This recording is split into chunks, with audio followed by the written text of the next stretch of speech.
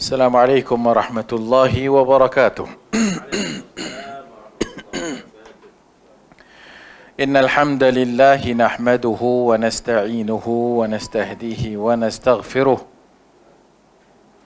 wa na'udzu billahi min shururi anfusina wa min sayyiati a'malina man yahdihillahu fala mudilla lahu ومن يضلل فلا هادي له أشهد أن لا إله إلا الله وحده لا شريك له وأشهد أن محمدا عبده ورسوله يا أيها الذين آمنوا اتقوا الله حق تقاته ولا تموتن إلا وأنتم مسلمون أما بعد فإن أصدق الحديث كتاب الله وخير الهدي هدي محمد صلى الله عليه وآله وسلم وشر الأمور محدثاتها وكل محدثة بدعة وكل بدعة ضلالة وكل ضلالة في النار أو كما قال صلى الله عليه وآله وسلم. Hadis yang ke-483 dalam babul janaiz. Wa an Abi Sa'id al-Khudri radhiyallahu anhu qala la'ana Rasulullah sallallahu alaihi wa alihi wasallam an-naihata wal mustami'ah. Akhrajahu Abu Dawud. Dari Abu Sa'id al-Khudri radhiyallahu anhu kata dia, la'ana Rasulullah sallallahu alaihi wasallam, Rasulullah melaknat an-naihata wal mustami'ata. An-naihah adalah niyahah. Itu naha 'ala al-mayyit niyahatan, wan niyahatu hiya raf'u as-sauti bin nadbi wa ta'did. An-niyaha itu mengangkat, menjerit-jerit, meninggikan suara. Maka Nabi melaknat an-naihah wal mustami'ah. Al-mustami'ah al-qasidatu li sama'in niyahah. Al-mustami'ah adalah qasidah li sama'in niyahah, qasidah untuk diperdengarkan dan dibaca untuk tujuan niyahah, untuk tujuan an-niyahah. Hadis ini dhaif. Sebagian ulama menyatakan hasan li ghairihi. Syekh Al-Albani mendhaifkan hadis ini kerana berturutannya rawi yang dhaif dalam hadis ini. Sebagian menghasankan hadis ini hasan li ghairihi kerana hadis-hadis yang lain yang banyak yang menyebut tentang an-niyahah. So an-niyahah, an-naihah akan datang lagi dalam hadis berikutnya. 484. Wa an ummi Atiyah radhiyallahu anha qalat akhadha alaina Rasulullah sallallahu alaihi wa alihi wasallam an la nanuh. Muttafaqun alaih. Daripada Ummu Atiyah radhiyallahu anha kata dia, akhadha alaina Rasulullah. Akhadha alaina maksudnya al-ahd wa alzamna alla nanuh, iaitu Nabi mengilzamkan kami ni atau mengambil janji daripada kami. Akhadha alaina Rasulullah SAW alla nanuha, supaya kami ni jangan buat niyahah. Hadis ni Ummi Atiyah. Hadis yang lalu tadi, la'ana Rasulullah an-naihah. Rasulullah melarang an-naihah wal mustami'ah. Banyaknya yang buat perkara ini perempuan zaman Rasulullah ataupun zaman awal, iaitu dengan menjerit-jerit,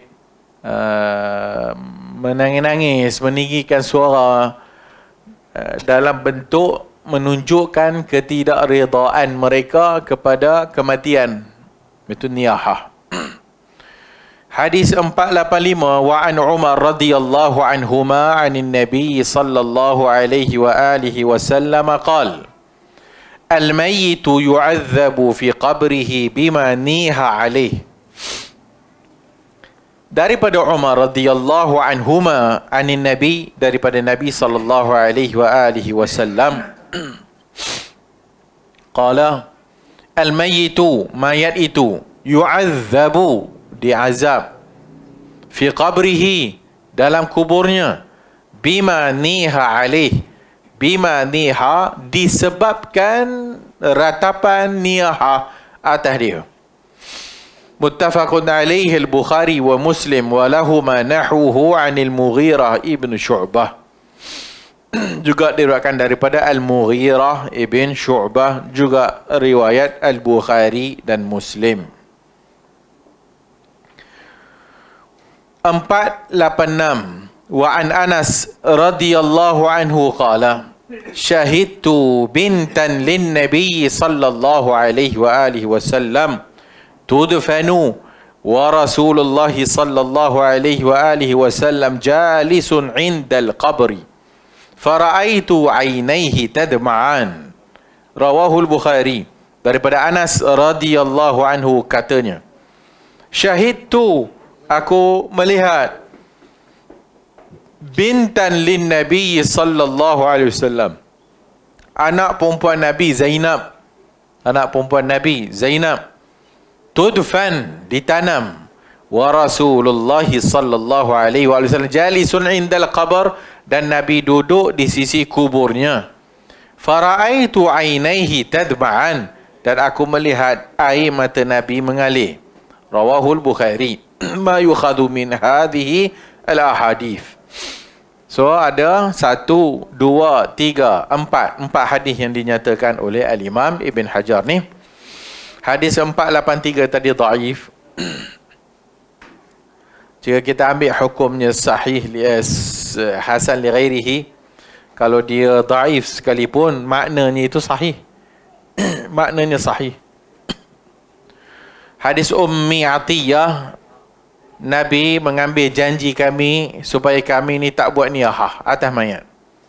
Hadis Umar, mayat itu diazab ataupun terasa azab dengan niyahah, perbuatan meratapi atas mayatnya itu oleh orang yang hidup lah. 486 an Anas,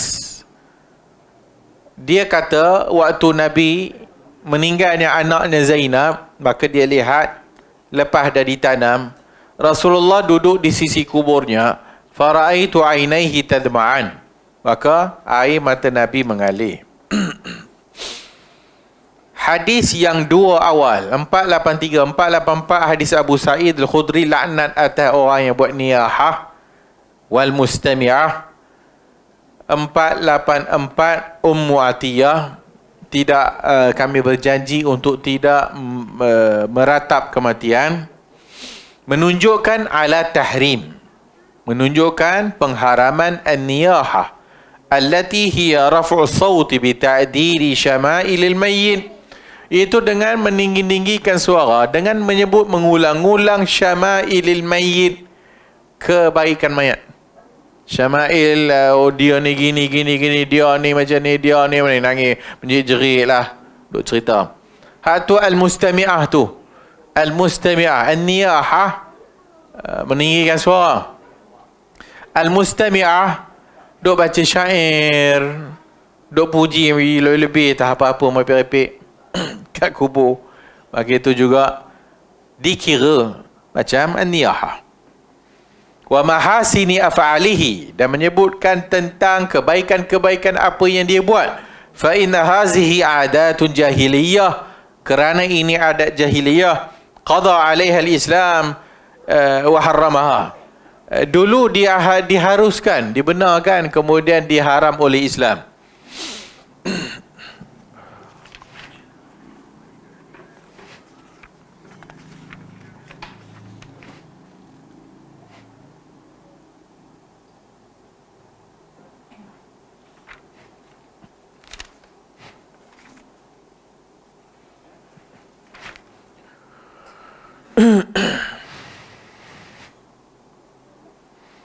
Ada beberapa hadis yang menceritakan berlakunya pada zaman Rasulullah SAW, apabila adanya kematian, maka diupah orang menangis.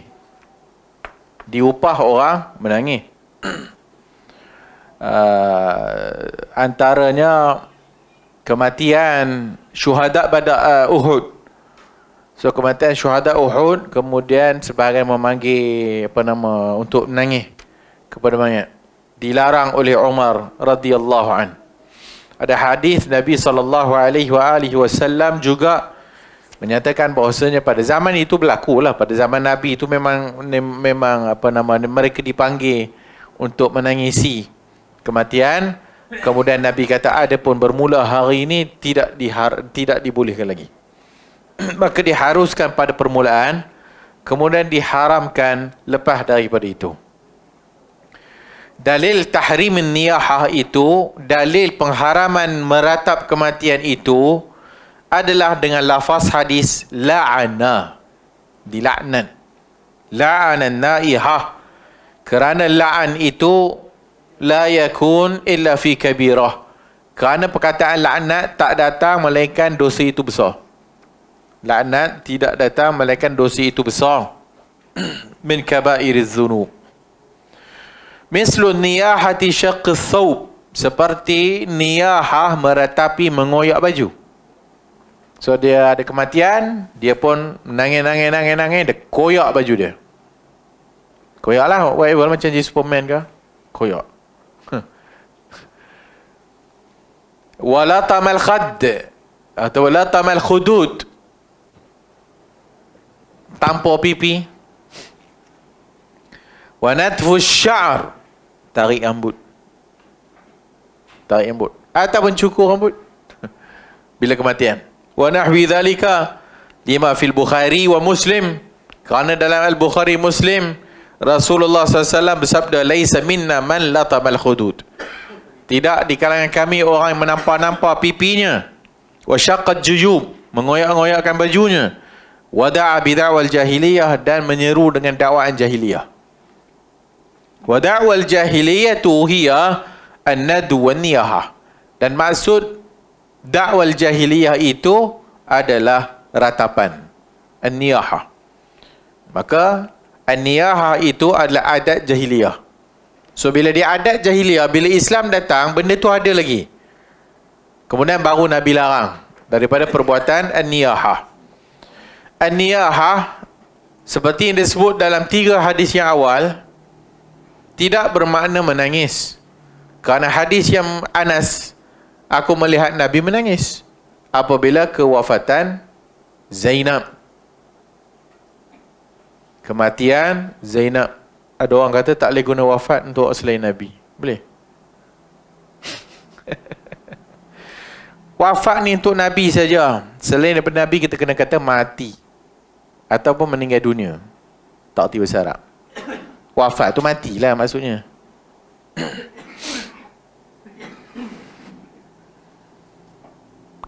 Wal hikmatu fin nahyi an zalika lima fihi min izharil jaz'i wat tasakhut wa adami sabr al wajib ala qadarillahi ta'ala wa qada'ihi.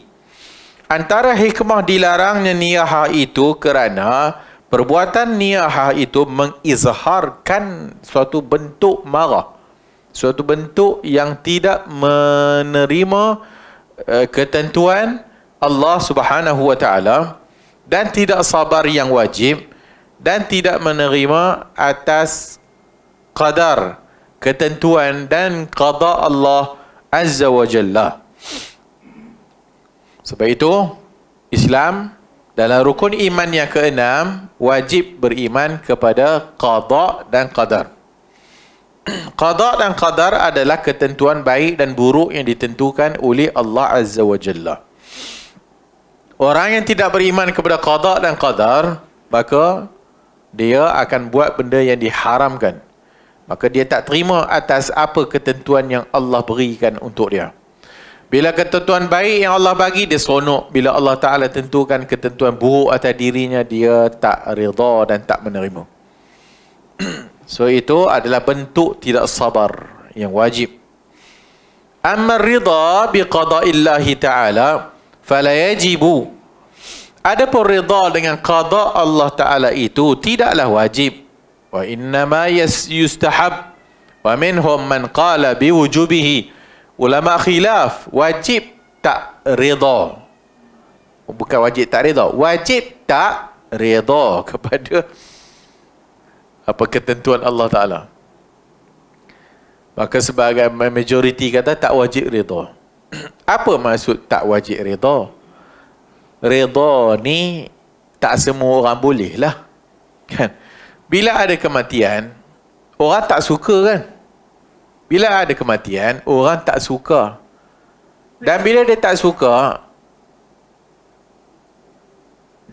dia bencilah kepada kematian tu. Tapi dia tak buat perkara yang menzahirkan ratapan. Kalau dia tak redha dan menzahirkan macam tak menerima, itu namanya niyahah. Niyahah bukan menangis. Menangis adalah rahmat Allah.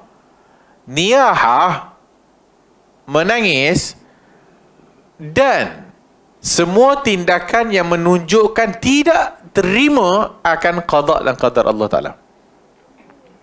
Sama ada mulutnya keluar perkataan yang menunjukkan demikian, ataupun perbuatan badannya. Seperti, kenapa aku yang kena? Bila ada kematian, dia pun duk kenapa dan kenapa tak dielok, lepas ni kena mati pula, kenapa tak orang lain? Lalu bila jadi kematian ahli keluarga lah, contoh kalau isteri akan cakap, kenapa abang pergi awal sangat, katanya patut pergi lebih awal sikit kan lagi bagus. Itu anak tambah lah. Itu sangat redha. Kan, tapi yang awal tu biasa je lah. Dia minum matinya. Kenapa mati awal minum kata. Jika sekiranya hanya ucapan sebegitu dan tidaklah apa nama dia, itu hanya dia menyatakan kenapalah mati, dan itu tidak menunjukkan suatu tindakan yang tak terima, tak ada masalah. Tak tu macam dia kata, ya Allah, kenapa kau ambil awal minum.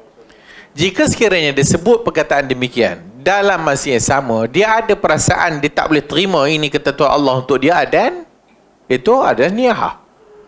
Itu yang dilarang. Tapi hanya dia pun sebut muda lagi dah pergi dah. Tapi tak ada apa. Inna lillahi wa inna ilaihi raji'un. Muda dah pergi dah. So depends on orang. Selalu macam bila ada kematian ahli keluarga tu, bila pergi kubur dia kubur dialog. Hari ni ayah buat apa, makan apa bersama. Hari ni saya datang dengan kita, hari ni saya tahu ada datang yang bini baru. Cakaplah dengan si semadi. Bukan sekali, jadi banyak kali. Boleh. Yang itu yang dibimbangi jadi niyahah. Kerana setiap kali dia pergi kubur, dia pun kata, bang, ni saya bawa tom yam yang abang suka.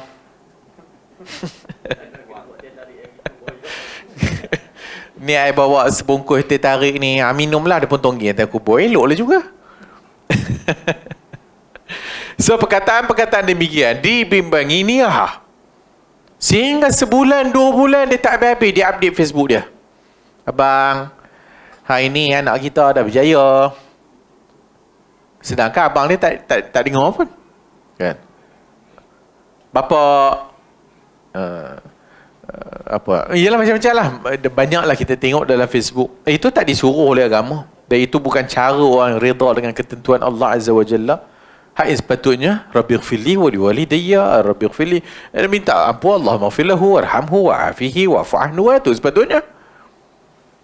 Dan apabila diulang benda tu, itu menunjukkan tidak redha dan tidak menerima benda tu, yang sepatutnya dia pun dah berada di dalam alam barzakh. Yang dia perlukan daripada kita adalah doa. Bukannya kau duk sibuk apa istilahnya, mengomel-ngomel kat kubur kawan tu. Yang paling selalu ada, dia akan cakap, kalau awak ada hari ni dah 30 tahun, awak apa pun. Jangan dikalau-kalau. Kerana lau tuftahu abwab syaitan. Kerana lau membuka pintu setan. Happy birthday ada tak? Happy birthday untuk jenazah. Ada benar. Happy birthday untuk jenazah. Lepas tu dia bawa balik kek tu. Birthday ayah. Apa faedahnya? Korek lah bukit tu dalam. Kalau macam contoh dalam Facebook kan dia kadang-kadang dia akan bagi Peringatan. Betul lah.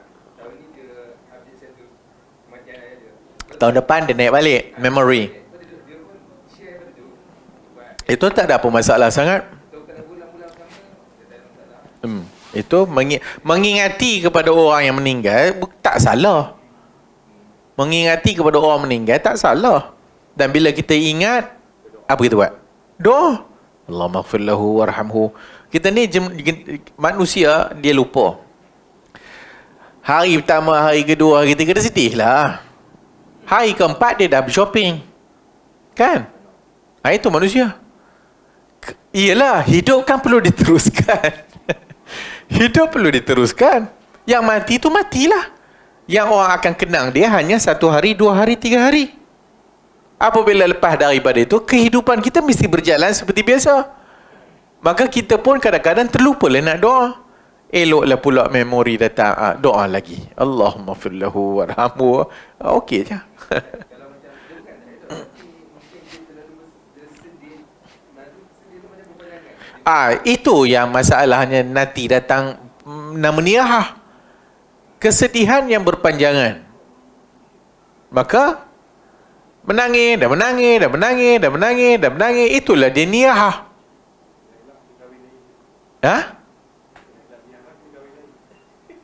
Boleh.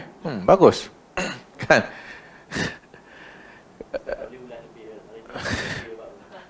So apabila kematian,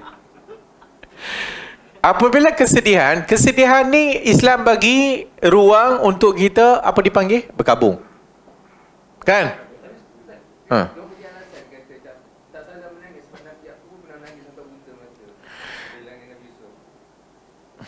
Dia kata, bukan tak ada cuma sedih, kita menangis. Macam kita sebut tadi lah, sedih tak ada masalah. Setiap kali datang peringatan tu kita pun sedih. Mengenangkan balik si mayat. Kita tak kata salah. Yang jadi masalah, kau kesedihan kau tak habis-habis sehingga kau tak buat kewajipan. Sehingga kau dah tak apa nama hidup dah tak terurus. Itu nanti jadi depression. Tapi kalau setiap kali datangnya peringatan dia, tiba-tiba datang balik memori Facebook keluar balik, dia pun sedih. Of course lah. Siapa yang tak sedih? Datang lagi tahun depan Facebook bawa naik lagi, bapak dia meninggal lagi. Dia sedih lagi. Of course lah. Siapa yang tak sedih? Betul lah, sekarang ni setting Facebook kan. Dia keluar memori setahun. Kalau dia keluar setiap bulan, nangis pula setiap bulan kan. Tak payah, jangan melampau-lampau. Itu dah jadi hulu. Itu dibimbangi jadi niyahah ni tadi. Niyahah adalah menyebut-jebut kebaikan dan memperdengarkan kebaikan-kebaikan itu. Takkan tak boleh maulid orang sambut setiap minggu. Itu bid'ah. Sebab itu sunnah, itu bid'ah. An-niyahah ni tadi, apa dia perbuatan jahiliah niyahah ni? Bukan setiap kali bila disebut tentang kematian dia pun menangis. Itu bukan niyahah. Tapi ataupun kita duduk bersembang dengan orang mati, majlis orang mati kan, datang kematian, kita pun sembang dengan kawan sebelah. Kita kata, kawan ni mati, bagus, anaknya soleh, orangnya baik, selalu bersedekah. Itu tak masalah. Itu pujian-pujian yang tak menjadi masalah. Yang jadi jahiliah ni, mari kita pegang mikrofon. Si mati ni dia baca pun saja. Si mati ni ada ke? Jom kita nasyid sikit. Nangis. Maksudnya majlis meratap. Mari kita menangis ramai-ramai. Mari kita sebut kebaikan mayat tu ramai-ramai. Boleh? Itulah bid'ah tu. Itulah niyahah. Apa disebut dalam hadis tadi? Mustami'ah. Ni, bagi orang dengar. Bagi orang dengar, buka mikrofon, cerita, buat pula majlis penceritaan. Kau cerita tentang dia. Tahu Kristian buat apa apabila kematian dekat gereja? Tak, dia berucap kan? Dia berucap apa? Menyebutlah tentang mayat tu. Gini. Islam tak suruh buatnya tu. Bukan ada apa yang kita kata tentang mayat ni. Itu berikutnya. Disalahfahami. Apa kita kata pada mayat ni? Baik. Apa kita kata pada mayat ni? Baik. Siapa yang kata demikian? Mana hadisnya? Tak ada siapa hadis. Tak ada Nabi kata, apa kita kata pada mayat ni? Abu Bakar, baik. Apa kita kata pada mayat ni? Baik. Ni Zainab ni. Nabi duduk sebelah kubur anak dia. Apa kita kata pada anak aku ni? Baik. Tak ada siapa kata. Zainab anak ke isteri? Isteri Nabi Zainab ada 2 tak? Anak Nabi ada Zainab tak?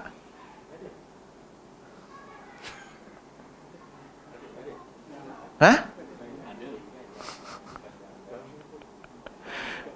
Zainab yang rajin istighfar tu kan?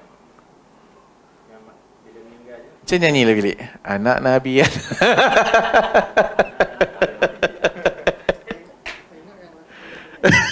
Ha? Ummu Kulthum. Lagi? Ruqayyah, Zainab, Fatimah. 4 orang. Perempuan. Laki berapa orang? 3. Kena nyanyi lah lagu tu. Anak aku punya PSRA jenuh sudah dapat. Anak Nabi siapa? Bini Nabi siapa? Bini Nabi ada 2 Zainab. Zainab bintu Jahash. Seorang lagi Zainab bintu Huzaimah. Panjang tangan binti Jahash. Ha. Cucu Nabi ada Zainab tak? Ha? Ada?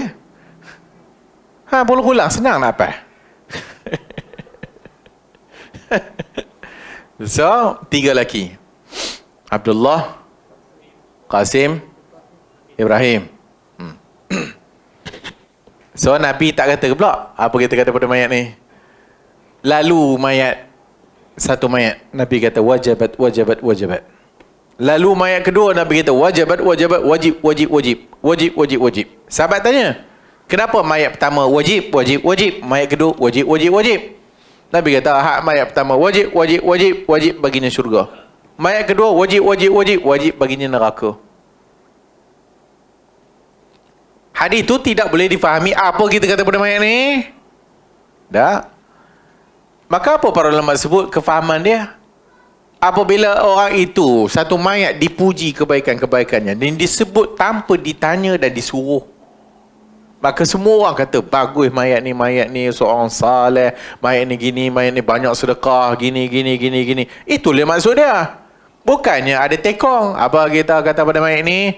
Baik. Tiba-tiba ada satu orang tu dia tak puas hati dengan mayat tu. Dia penampar je dengan mayat tu. Takkan aku nak kata baik tak? Baik kunun.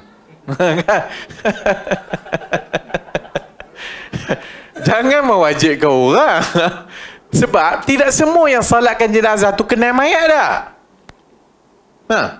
Tak semua yang salat jenazah itu mengenali mayat yang mati. Maka yang dikatakan pujian itu adalah pujian daripada orang yang mengenali mayat. Bukan orang ramai yang dipaksa. Apa kita pada mayat ni tak elok. Siapa kata tadi? Wah, hajat tangkap. Mau kena kan? Sahat tu bid'ah.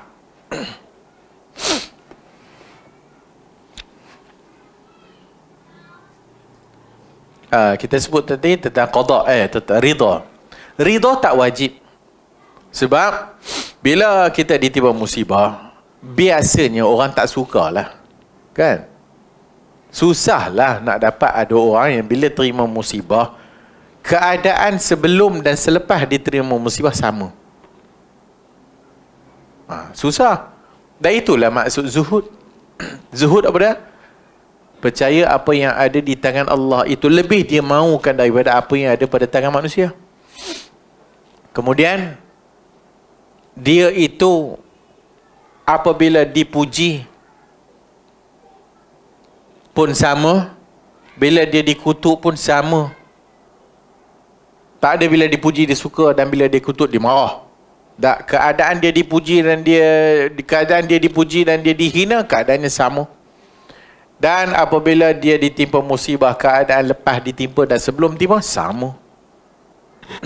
Hak tu yang dipanggil terima dalam bentuk yang inilah rida. So tak semua orang boleh lah, illa man rahimah rabbuh.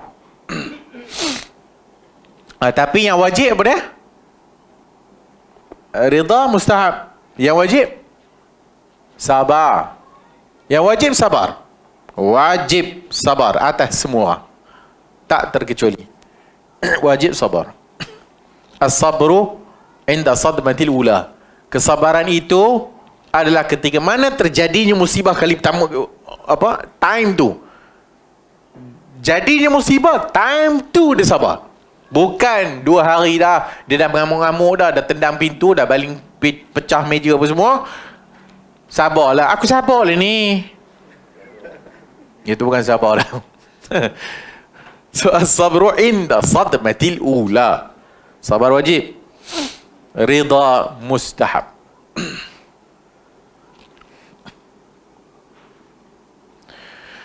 Qala Syekh al-Islam, qala Syekh al-Islam, as-sabr wajib ijma'an. Sabar itu wajib secara ijma'. Pahala dalam musibah ini adalah atas kesabaran, bukan atas musibah tu. Pahala yang akan didapatkan daripada orang yang kena musibah itu adalah kesabaran, bukan atas musibah itu semata-mata. Fa innaha laysat min kasbi ibni Adam, kerana itu bukanlah daripada hasil usaha anak Adam.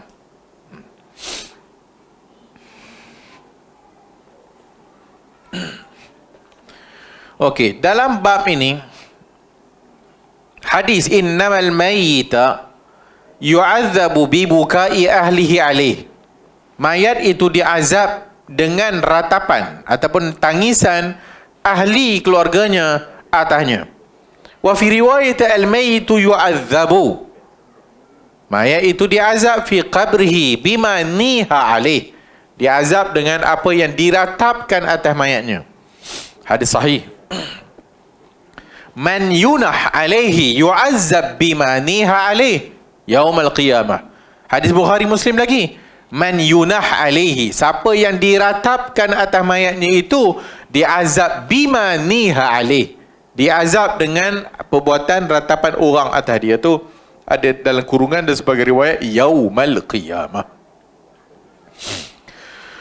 Maka apa maksud hadis ni? Kerana Aisyah radhiyallahu anha kritik Umar apabila disebut hadis ni. Mayat diazab dengan ratapan orang atas dia. Maka Aisyah baca ayat wala taziru waziratun wizra ukhra. Satu orang tidak mewarisi dosa orang lain. Kenapa pula yang meratap itu orang atas kubur, yang kena azab orang bawah kubur? Tak boleh. Tak boleh dia dipahami macam tu. Aisyah bantah. Maka ulama beri jawapan. Ada banyak pandangan. Ada 8 pandangan.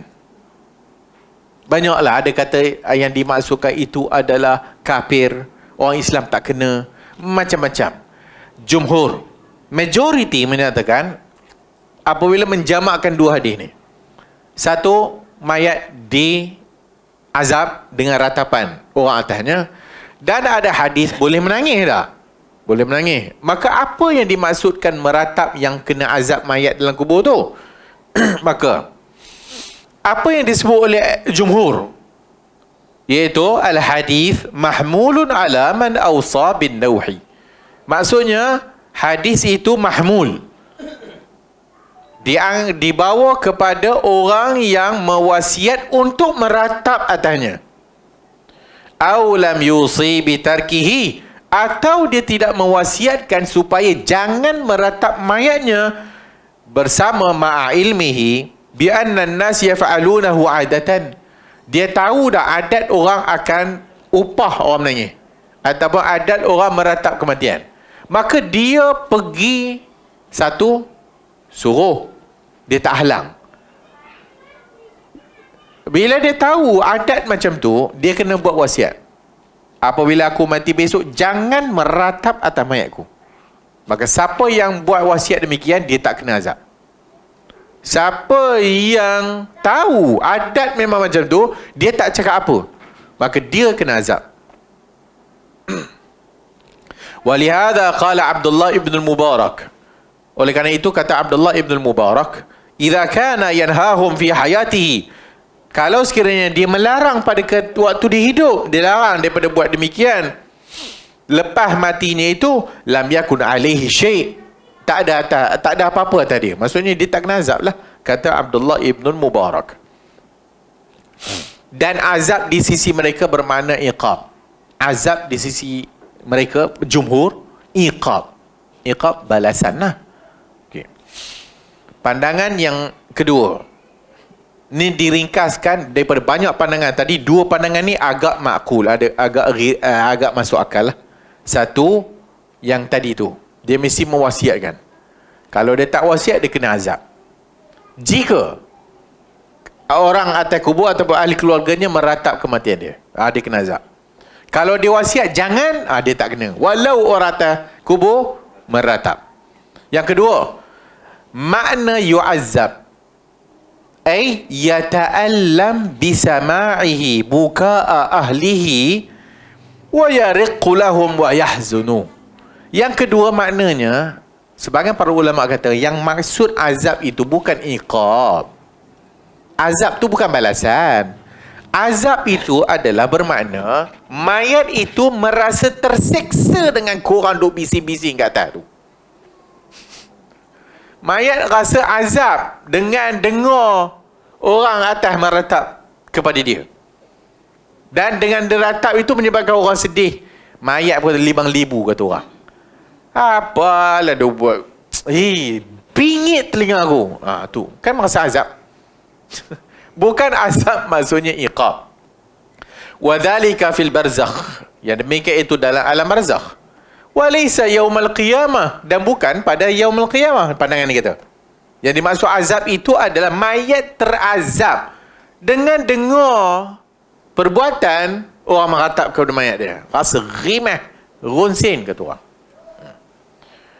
Wa ila hadha dhahaba Muhammad ibn Jarir at-Tabari. Ini antara pandangan Muhammad ibn Jarir at-Tabari dan selain daripadanya. Wa nasarahu Ibn Taimiyah wa Ibn al-Qayyim wa ghairihima. Dan al-Imam Ibn Taimiyah, Ibn al-Qayyim macam seolah-olahnya setuju dengan pandangan ini.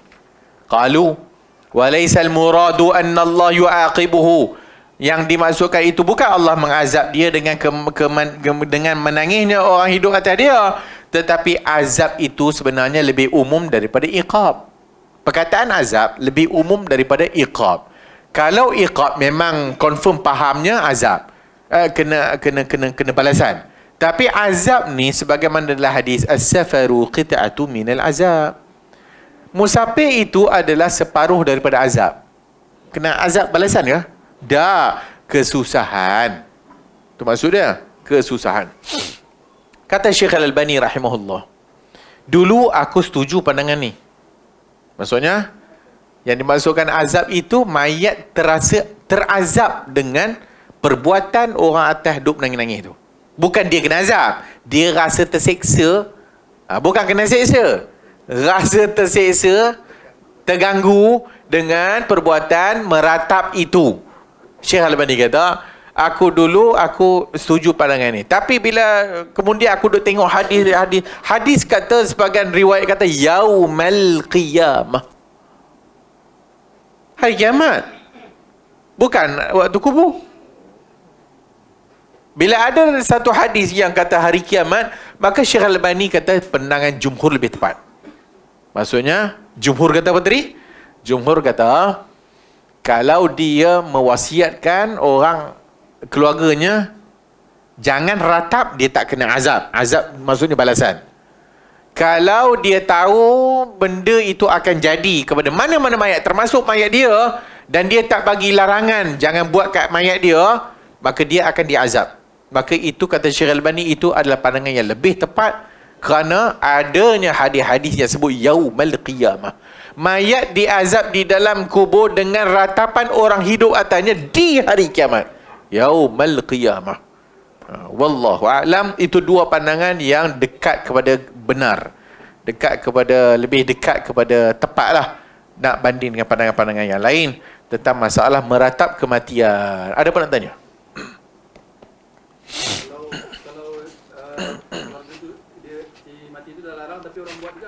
Kalau dah dilarang orang buat juga, mayat tak ada kena apa-apa. Maka yang atas tu berdosa saja. Kalau dah atas berdosa, bawah kena azab. Tapi dia dah bagi peringatan. Dia dah bagi tahu dah anak bini dia, dia bagi tahu dah keluarga dia, bila aku mati, dan buat wasiat pula tu. Dah buat wasiat dah. Orang kita ni bila wasiat yang dia suka dia buat lah. Bila wasiat yang dia tak suka, letaklah wasiat je pun. Mayat kata jangan buat tahlil atas mayat aku. Dia buat juga. Buat juga. Dah ustaz kata boleh. Tapi bila tanya, oi wasiat kena buat tak? Wallahu a'lam bissawab. Nanti kita sambung lagi dan mungkin kita akan habiskan kelas yang akan datang, habiskan tajuk al-janaiz sebelum masuk bab zakat. Wallahu a'lam bissawab. Subhanakallahumma wa bihamdika asyhadu an la ilaha illa anta astaghfiruka